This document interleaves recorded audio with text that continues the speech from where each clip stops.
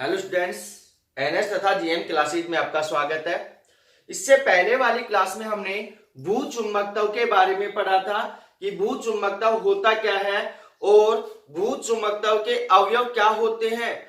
तो भूचुंबकत्व के अवयव आपके पास में 3 प्रकार के थे। पिछली क्लास में हमने पढ़ लिया था। आपके पास में पहला था दिक्पात का कोण, दूसरा था नति या नमन का कोण और तीसरा था आपके पास में पृथ्वी का क्षैतिज घटक। और तीनों की डेफिनेशन और मान हमने निकाल लिए थे। तो अब अगला जो अपना टॉपिक है वो है आपके पास में चुंबकत्व में प्रयुक्त महत्वपूर्ण चुंबकीय राशियां। चुंबकत्व में प्रयुक्त महत्वपूर्ण चुंबकीय राशियां कि आपके पास में चुंबकत्व के अंदर कौन कौन सी महत्वपूर्ण राशियां हैं जिनका हम प्रयोग चुंबकीय क्षेत्र के अंदर करते हैं, उनके बारे में क्या करेंगे, अध्ययन करेंगे। तो आपके पास में पहली जो राशि है वह आपके पास में चुंबकान तीव्रता। तो आपके पास में जो फर्स्ट राशि है वो आपके पास में चुंबकान तीव्रता। और चुंबकन तीव्रता को हम किससे प्रदर्शित करते हैं, आई से प्रदर्शित करते हैं। किससे प्रदर्शित करते हैं, आई से प्रदर्शित करते हैं। तो चुंबकन तीव्रता किसे कहते हैं, डेफिनेशन अच्छे से समझना। जब किसी पदार्थ को चुंबकित करने के लिए चुंबकीय क्षेत्र में रखा जाता है, जब किसी पदार्थ को चुंबकित करने के लिए चुंबकीय क्षेत्र में रखा जाता है तो वह कितनी सीमा तक चुंबकित होता है, तो वह कितनी सीमा तक चुंबकित होता है उसे क्या कहते हैं, चुंबकन तीव्रता कहते हैं। क्या कहते हैं, चुंबकन तीव्रता। तो अब माना आपके पास में कोई क्या है, पदार्थ है, इसको किस में रखते हैं, चुंबकीय क्षेत्र में रखते हैं। तो यह पदार्थ कितनी सीमा तक क्या होता है, चुंबकित होता है। तो उस सीमा को ही क्या कहते हैं, चुंबकन तीव्रता। उसके अंदर कितना चुंबकीय गुण आता है उस गुण को ही क्या कहते हैं, चुंबकन तीव्रता कहते हैं। तो आपके पास में दोबारा से इसकी डेफिनेशन सुन लेना। जब किसी पदार्थ को चुंबकित करने के लिए चुंबकीय क्षेत्र में रखा जाता है तो वह कितनी सीमा तक चुंबकित होता है, तो उसे क्या कहते हैं, चुंबकन तीव्रता कहते हैं। और जो चुंबकन तीव्रता होती है उसको हम आई से प्रदर्शित करते हैं। किससे प्रदर्शित करते हैं, आई से प्रदर्शित करते हैं। तो अगर ये डेफिनेशन समझ में नहीं आई है तो दूसरी डेफिनेशन समझना इसकी कि आपके पास में किसी पदार्थ के एकांक आयतन के अंदर, आपके पास में किसी पदार्थ का आयतन दे रखा है, उस एकांक आयतन के अंदर उत्पन्न चुंबकीय द्विध्रुव आघूर्ण के मान को ही क्या कहते हैं, चुंबकन तीव्रता कहते हैं। इसलिए आपके पास में जो चुंबकन तीव्रता होती है आई बराबर क्या होता है, m/v होता है। तो डेफिनेशन दोबारा से सुनना कि किसी पदार्थ के एकांक आयतन में उत्पन्न चुंबकीय द्विध्रुव आघूर्ण के मान को ही क्या कहते हैं, चुंबकन तीव्रता कहते हैं। तो आपके पास में ये मान आ गया। तो I बराबर m/v। v क्या है, यहाँ पे एकांक आयतन है और m क्या है, चुंबकीय द्विध्रुव आघूर्ण है। I क्या है, चुंबकन तीव्रता है। तो इससे आगे ध्यान से समझना कि आपके पास में जो चुंबकन तीव्रता होती है क्या है, एक सदिश राशि है। तो यहाँ पे लिख रहा हूं चुंबकन तीव्रता एक सदिश राशि है, सदिश राशि है। और चुंबकन तीव्रता का जो मात्रक होता है वो क्या होता है, आपके पास में ऐसा ही जो मात्रक होता है इसका एम्पियर पर मीटर होता है, एम्पियर पर मीटर जो इसका क्या होता है, ऐसा ही मात्रक होता है। और आपके पास में जो चुंबकन तीव्रता है उसका जो विमीय समीकरण होता है m की पावर 0, l की पावर 1, t की पावर 0, a की पावर 1 होता है। और आपके पास में जो चुंबकन तीव्रता है उसकी जो दिशा होती है वो सदैव S ध्रुव से N ध्रुव की ओर होती है। कौन से ध्रुव से? एस ध्रुव से एन ध्रुव की ओर होती है। इस कारण से आपके पास में जो चुंबकन तीव्रता है ये कैसी राशि है? सदिश राशि है। और इसका मात्रक कितना है? एम्पियर पर मीटर है। और इसका विमेय समीकरण कितना है? m की पावर 0, l की पावर 1, t की पावर 0, a की पावर 1 होता है। तो ये हो गया आपके पास में फर्स्ट जो राशि थी आपके पास में चुंबकन तीव्रता। जो सेकंड राशि आपके पास में चुंबकन क्षेत्र H। सेकंड आपके पास में चुंबकन क्षेत्र H। तो चुंबकन क्षेत्र क्या होता है? ध्यान से समझना भाई। वह बाह्य चुंबकीय क्षेत्र, वह बाह्य चुंबकीय क्षेत्र जिसमें चुंबकित होने के लिए किसी पदार्थ को रखा जाता है। वह बाह्य चुंबकीय क्षेत्र जिसमें चुंबकित होने के लिए किसी पदार्थ को रखा जाता है क्या कहलाता है? चुंबकन क्षेत्र कहलाता है। क्या कहलाता है? चुंबकन क्षेत्र कहलाता है। और चुंबकन क्षेत्र को हम किससे प्रदर्शित करते हैं? जो कैपिटल H है उससे क्या करते हैं? प्रदर्शित करते हैं।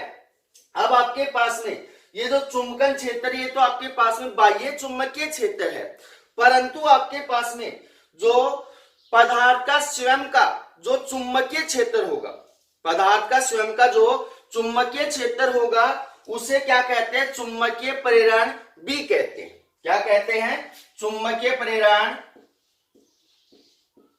चुंबकीय प्रेरण B। तो यहां ध्यान देना भाई कि आपके पास में जो चुंबकन क्षेत्र वो क्या है? बाह्य चुंबकीय क्षेत्र है, परंतु जो पदार्थ है वो पदार्थ का जो स्वयं का जो चुंबकीय क्षेत्र होता है उसे क्या कहते हैं? चुंबकीय प्रेरण कहते हैं। या फिर इसकी दूसरी डेफिनेशन हम समझे तो चुंबकन क्षेत्र क्या होगा? जब किसी पदार्थ के चुंबकीय प्रेरण के अंदर, जब किसी पदार्थ के चुंबकीय प्रेरण B के अंदर वायु या निर्वात की चुंबकीय पारगम्यता का क्या कर दिया जाए? भाग दिया जाए। जब किसी पदार्थ के चुंबकीय प्रेरण B के अंदर वायु या निर्वात की चुंबकीय पारगम्यता का क्या किया जाए? भाग दिया जाए। तो आपके पास में जो मान प्राप्त होता है वो मान क्या कहलाता है? चुंबकन क्षेत्र H कहलाता है। क्या कहलाता है? चुंबकन क्षेत्र H कहलाता है। अब आपके पास में जो चुंबकन क्षेत्र H होता है, चुंबकन क्षेत्र H होता है वो आपके पास में क्या है? एक सदिश राशि है। कैसी राशि है? सदिश राशि है। और आपके पास में जो चुंबकन क्षेत्र H होता है इसका मात्रक क्या होता है? Ampere per metre. इसका मात्रक भी क्या होता है? Ampere per metre. या इसका जो दूसरा मात्रक होता है ओरस्टेट। क्या होता है? ओरस्टेट। और आपके पास में एक ओरस्टेट बराबर कितना होता है? एक ओरस्टेट बराबर होता है 4 पाई मल्टीप्लाई 10 की पावर -3। और क्या हो जाएगा? Ampere per metre. तो ये हो गया आपके पास में चुंबकन क्षेत्र H। उससे आगे ध्यान से समझना कि आपके पास में चुंबकन क्षेत्र H आ गया और चुंबकन तीव्रता I आ गई। अब जो अगला आपके पास में टॉपिक है चुंबकीय प्रवृत्ति इकाई। तो इसकी डेफिनेशन बोर्ड एग्जाम में पूछी जाती है कि चुंबकीय प्रवृत्ति इकाई किसे कहते हैं। तो इस टॉपिक के बारे में अभी जिक्र करेंगे हम।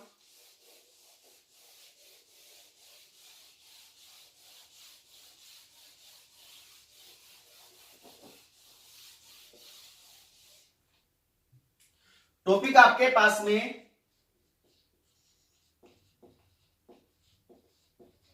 चुंबकीय प्रवृत्ति इकाई। क्या है? ये इकाई है। तो आपके पास में चुंबकीय प्रवृत्ति इकाई क्या होती है कि आपके पास में किसी भी पदार्थ के अंदर उत्पन्न जो चुंबकन तीव्रता है, उत्पन्न जो चुंबकन तीव्रता है वह जो मान है वो आपके पास में चुंबकन क्षेत्र H के ऊपर क्या करता है, निर्भर करता है। क्यों करता है? क्योंकि आपके पास में चुंबकन क्षेत्र H का मान अधिक होगा तो आपके पास चुंबकन तीव्रता I का मान भी क्या होगा, अधिक होगा, क्योंकि आपके पास उस पदार्थ के अंदर चुंबकीय गुण क्या होगा, सबसे अधिक उत्पन्न होगा। इसलिए आपके पास में तो आपके पास जो पदार्थ है, कौन सा, कोई भी पदार्थ है तो उस पदार्थ की जो चुंबकन तीव्रता I होती है वो चुंबकन क्षेत्र H के क्या होती है, समानुपाती होती है। तो इसलिए आपके पास में यहाँ पे जो चुंबकन तीव्रता I है वो उसके चुंबकन क्षेत्र H के क्या होती है, समानुपाती होती है। तो आपके पास यह समानुपाती का चिन्ह आ रहा है, समानुपाती का चिन्ह हटाएंगे तो क्या लगाएंगे, एक नियतांक लगाएंगे। तो आपके पास क्या होगा, I बराबर काई H, I बराबर काई H।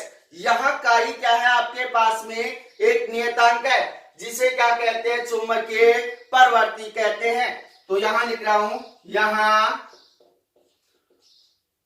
काई एक नियतांक है जिसे चुंबकीय प्रवृत्ति कहते हैं। तो आपके पास डेफिनेशन किसकी निकालनी है, चुंबकीय प्रवृत्ति की निकालनी है। तो H को इस साइड भेजेंगे तो आपके पास काई बराबर कितना हो जाएगा, I अपॉन में H, I अपॉन में H।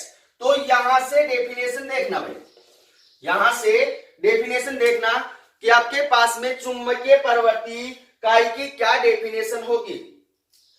आपके पास किसी पदार्थ के एकांक चुंबकन क्षेत्र, H क्या है, चुंबकन क्षेत्र, किसी पदार्थ के एकांक चुंबकन क्षेत्र में उत्पन्न चुंबकन तीव्रता I के मान को ही क्या कहते हैं, चुंबकीय प्रवृत्ति काई कहते हैं। तो डेफिनेशन को ध्यान से समझना, किसी पदार्थ के एकांक चुंबकन क्षेत्र में उत्पन्न चुंबकन तीव्रता I के मान को ही क्या कहते हैं, चुंबकीय प्रवृत्ति काई कहते हैं। अब आपके पास में चुंबकीय प्रवृत्ति जो काई है इसका जो मान है वो पदार्थ की प्रकृति के ऊपर क्या करता है, निर्भर करता है। पदार्थ की प्रकृति के ऊपर क्या करता है, निर्भर करता है। मान लो आपके पास अलग अलग पदार्थ है तो वो अलग अलग ही क्या होंगे, चुंबकित होंगे, उनके अंदर अलग अलग ही क्या उत्पन्न होगी, चुंबकन तीव्रता उत्पन्न होगी। तो इसलिए आपके पास में जो पदार्थ की प्रकृति है वो चुंबकीय प्रवृत्ति है, वो पदार्थ की प्रकृति के ऊपर क्या करती है, निर्भर करती है। कैसे करती है कि आपके पास में जो प्रतिचुंबकीय पदार्थ होते हैं, जो प्रतिचुंबकीय पदार्थ होते हैं, प्रतिचुंबकीय पदार्थ होते हैं, उनकी आपके पास में चुंबकीय प्रवृत्ति का जो मान होता है, चुंबकीय प्रवृत्ति का जो मान होता है वो क्या होता है, अल्प होता है और क्या होता है, ऋणात्मक होता है। कहने का मतलब प्रतिचुंबकीय पदार्थों के अंदर जो आपके पास में चुंबकीय गुण होता है वो क्या होता है, बहुत ही कम क्या होता है, उत्पन्न होता है, ना के बराबर क्या होता है, उत्पन्न होता है। सेकंड आपके पास में अनुचुंबकीय पदार्थ, अनुचुंबकीय पदार्थ, तो आपके पास में अनुचुंबकीय पदार्थों की जो चुंबकीय प्रवृत्ति का जो मान होता है वो क्या होता है, अल्प होता है। क्या होता है, अल्प होता है, परंतु क्या होता है, धनात्मक होता है। क्या होता है, धनात्मक होता है। और तीसरा जो आपके पास में लोहा चुंबकीय पदार्थ, लोहा चुंबकीय पदार्थ, तो आपके पास में लोहा चुंबकीय पदार्थ के अंदर जो चुंबकीय प्रवृत्ति का जो मान होता है वो क्या होता है, बहुत अधिक होता है और कैसा होता है, धनात्मक होता है। तो वही क्वेश्चन बनता है यहाँ पे कि प्रतिचुंबकीय पदार्थों की चुंबकीय प्रवृत्ति का मान कैसा होता है, अल्प होता है, ऋणात्मक होता है। अनुचुंबकीय पदार्थों की प्रवृत्ति का मान कैसा होता है? अल्प होता है, परंतु धनात्मक होता है। तीसरा, लोह चुंबकीय पदार्थों की चुंबकीय प्रवृत्ति का मान क्या होता है? बहुत अधिक होता है और कैसा होता है? धनात्मक होता है। यहाँ पे ध्यान देना कि जो चुंबकीय प्रवृत्ति आई है, काई है, उसका जो मात्रक है वो कितना होगा? ये जो राशि है मात्रकहीन और विमाहीन राशि है। कैसी राशि है? मात्रकहीन और विमाहीन राशि है। क्यों है? इसके बारे में अभी बता देता हूं आपको कि आपके पास में यहाँ पे काई बराबर क्या है? आई अपॉन में एच। आई क्या है आपके पास में? चुंबकन तीव्रता है। एच क्या है आपके पास में? चुंबकन क्षेत्र है। तो आपके पास चुंबकन तीव्रता का मात्रक क्या होता है? Ampere per metre. और चुंबकन क्षेत्र का मात्रक क्या होता है? Ampere per metre. तो काटेंगे, मान कितना आ गया? 1। इसलिए आपके पास में जो चुंबकीय प्रवृत्ति इकाई है वो एक मात्रकहीन और विमाहीन राशि है। बोर्ड एग्जाम में क्वेश्चन पूछा जाता है कि एक मात्रकहीन और विमाहीन राशि का नाम लिखिए। तो आपके पास में मात्रकहीन और विमाहीन राशि क्या है? आपके पास में चुंबकीय प्रवृत्ति इकाई है। क्या है? चुंबकीय प्रवृत्ति इकाई। तो इसमें 3 प्रकार से क्वेश्चन बन गया। चुंबकीय प्रवृत्ति किसे कहते हैं? उसके बाद एक मात्रकहीन राशि का नाम लिखिए। सेकंड हो गया आपके पास प्रति चुंबकीय पदार्थ, अनुचुंबकीय पदार्थ, लोह चुंबकीय पदार्थों की चुंबकीय प्रवृत्ति का मान क्या होता है।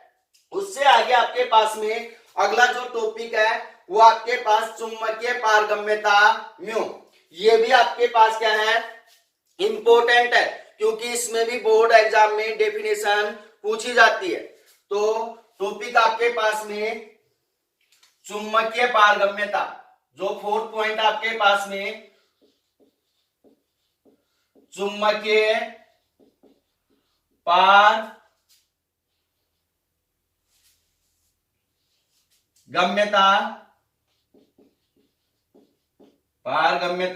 म्यू। चुंबकीय पारगम्यता क्या होती है? डेफिनेशन को अच्छे से समझना भाई। किसी भी माध्यम से गुजरने वाली चुंबकीय बल रेखाओं की संख्या को, किसी भी माध्यम से गुजरने वाली चुंबकीय बल रेखाओं की संख्या को क्या कहते हैं? चुंबकीय पारगम्यता कहते हैं। कोई माध्यम है, उस माध्यम के अंदर चुंबकीय बल रेखाएं जो गुजरेंगी उनकी संख्या को क्या कहते हैं? चुंबकीय पारगम्यता कहते हैं। और चुंबकीय पारगम्यता को हम किससे प्रदर्शित करते हैं? म्यू से प्रदर्शित करते हैं। किससे प्रदर्शित करते हैं? म्यू से प्रदर्शित करते हैं।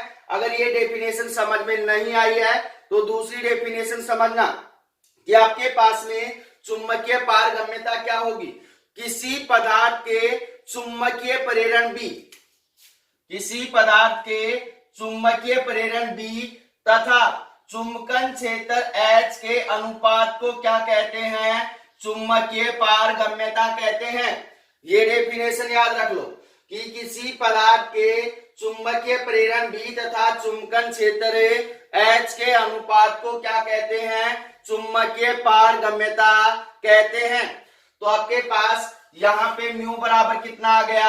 म्यू बराबर B अपॉन में H। यदि आपके पास में जो वायु या निर्वात है, क्या है? वायु या निर्वात है, तो आपके पास चुंबकीय पारगम्यता क्या होगी? वायु या निर्वात की चुंबकीय पारगम्यता कितनी होती है? Mu naught. म्यू नॉट बराबर कितना हो जाएगा आपके पास? बी नॉट बटे कितना हो जाएगा? H। बी नॉट बटे कितना हो गया? H। अब आपके पास में जो चुंबकीय पारगम्यता है उसका मात्रक क्या होता है? इसका एसआई जो मात्रक होता है वो होता है आपके पास में हेनरी पारे मीटर। हेनरी पारे मीटर। तो चुंबकीय पारगम्यता का जो एसआई मात्रक है वो आपके पास में चुंबकीय हेनरी पारे मीटर, या इसका अन्य जो मात्रक होता है वो होता है आपके पास में वेबर। बटे कितना हो जाएगा, एम्पियर मीटर। कितना हो जाएगा, वेबर एम्पियर मीटर। उसके पश्चात आपके पास में जो चुंबकीय पारगम्यता है एक धनात्मक राशि होती है। कैसी राशि होती है, धनात्मक राशि होती है। तो आपके पास में यहाँ पे तीनों पदार्थों के लिए हम चुंबकीय पारगम्यता का मान निकालेंगे। तो आपके पास में पहला होता है प्रति चुंबकीय पदार्थ। प्रति चुंबकीय पदार्थ, प्रति चुंबकीय पदार्थों के अंदर जो चुंबकीय पारगम्यता का मान होता है, यहां लिख रहा हूं, प्रति चुंबकीय पदार्थ में चुंबकीय जो पारगम्यता का मान होता है वो 1 से कम होता है। जो म्यू का मान होता है आपके पास में वो कितने से कम होता है, 1 से कम होता है। 1 से क्या होता है, कम होता है। उसके पश्चात आपके पास में अनुचुंबकीय पदार्थों, अनुचुंबकीय पदार्थों के अंदर जो आपके पास चुंबकीय पारगम्यता का मान होता है वो क्या होता है, 1 से अधिक होता है। म्यू का मान क्या होता है, 1 से अधिक होता है। और जो लोहा चुंबकीय पदार्थ होते हैं उनके लिए चुंबकीय पारगम्यता का जो मान होता है वो क्या होता है, 1 से बहुत अधिक होता है। तो इस पे भी क्वेश्चन बनता है कि प्रति चुंबकीय पदार्थों की चुंबकीय पारगम्यता का मान कितना होता है, 1 से कम होता है। अनुचुंबकीय पदार्थों में जो चुंबकीय पारगम्यता का मान होता है वो क्या होता है, 1 से अधिक होता है। परंतु लोहा चुंबकीय पदार्थों के अंदर जो चुंबकीय पारगम्यता का मान क्या होता है, 1 से बहुत अधिक होता है। तो ये होगा आपके पास चुंबकीय पारगम्यता। अब अगला जो टॉपिक है वो टॉपिक भी इंपॉर्टेंट है कि चुंबकीय राशियां, अर्थात आपके पास में क्या है, BHI तथा काई में संबंध। तो ध्यान से समझना भाई इसको, चुंबकीय राशियां या BHI तथा काई में संबंध।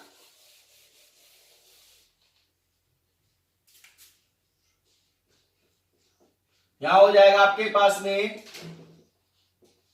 चुंबकीय राशियां या BHI तथा काई में संबंध। काई में संबंध, तो क्या संबंध होगा, ध्यान से समझना।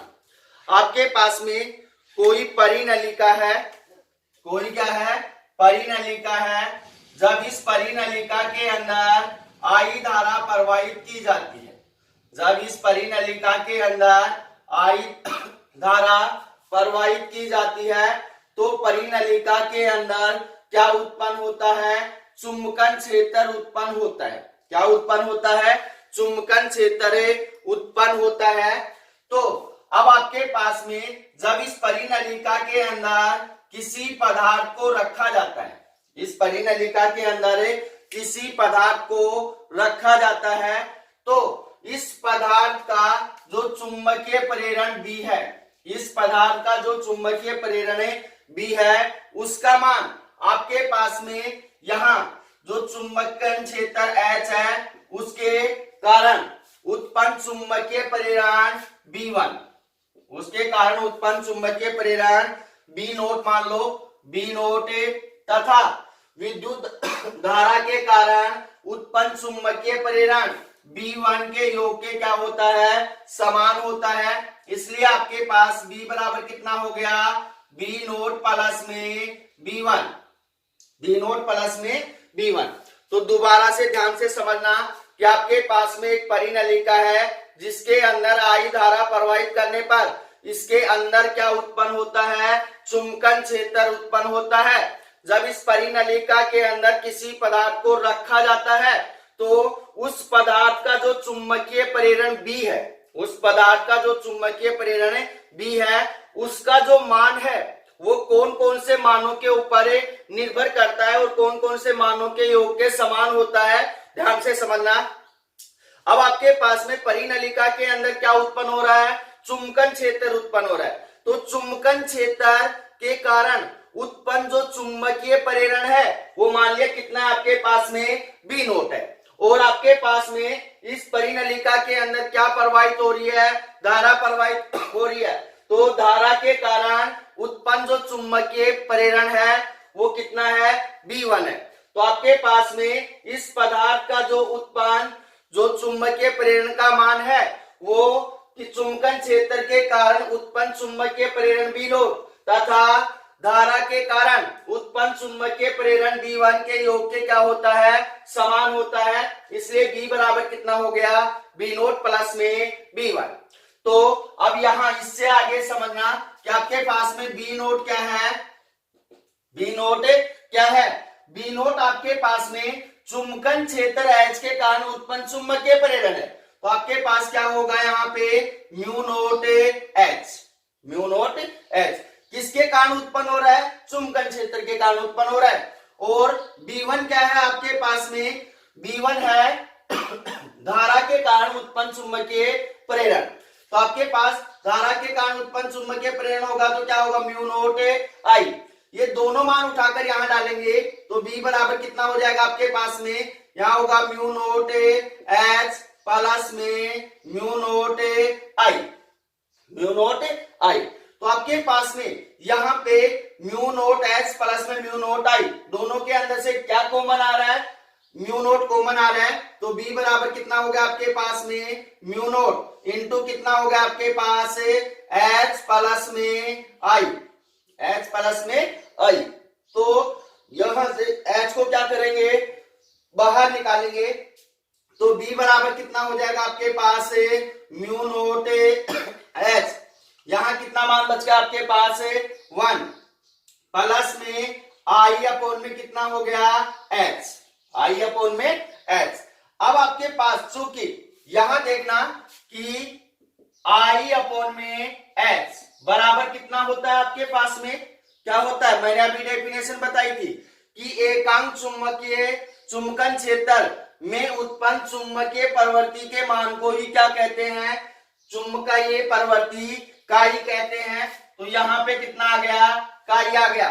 तो ये मान उठाकर यहाँ डालेंगे तो आपके पास B बराबर कितना हो जाएगा, म्यू नोट H इंटू कितना हो जाएगा 1 प्लस में काई, 1 प्लस में काई।